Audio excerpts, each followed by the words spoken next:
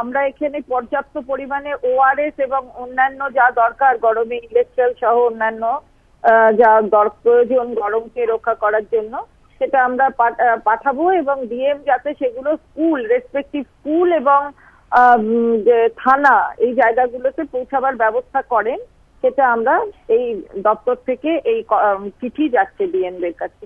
কারণ স্কুল বন্ধ ঠিক কথাই, বাচ্চারা আসবে না 17 জুন অব্দি, কিন্তু কর্মচারীরা তারা থাকবেন, তাই সেদিকেও নজর রাখা।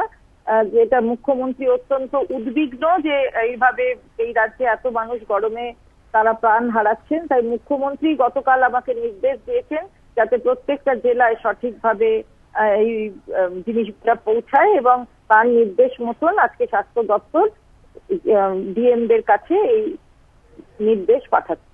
ডাক্তার এবং স্বাস্থ্যকর্মী যারা আছেন তাদের কাছেও এই নির্দেশ যাচ্ছে, এর মধ্যে তারা যাতে কোনো ছুটি না নিতে পারে না, কি না নেবেন না ছুটি আছে এর মধ্যে, এই নির্দেশও যাচ্ছে যাতে মানুষের কোনো রকমের অসুবিধা না হয়।